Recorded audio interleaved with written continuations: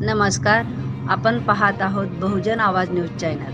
Doctor Babasaheb आंबेडकरांची जयंती समाज प्रबोधनात्मक कार्यक्रम घेऊन साजरी करावी. नळदुर्ग येथे भारतीय बौद्ध महासभेच्या जिल्हा बैठकीत झाला निर्णय. नळदुर्ग. दादासाहेब बनसोडे.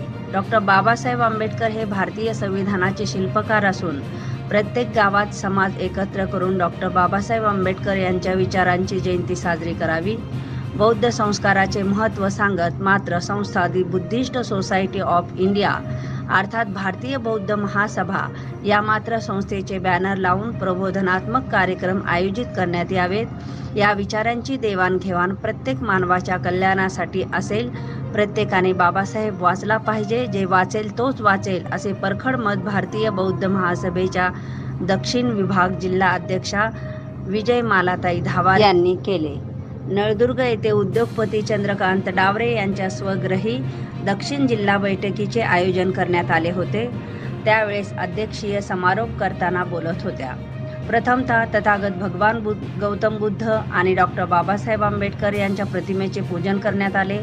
त्रिशरण पंचशील घेऊन बैठकीला सुरुवात करण्यात आली.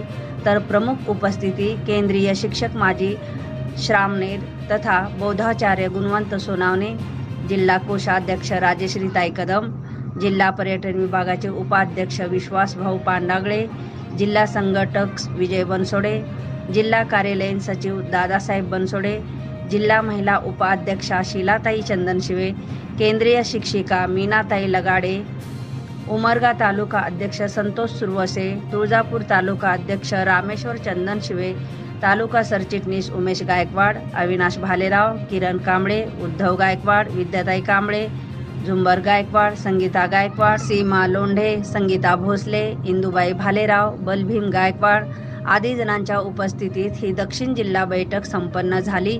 यामध्ये समता सैनिक दल, बौद्ध धम्म परिषद मागील अहवाल वाचन करून पुढील कारवाईसाठी सुरुवात करण्यात आली.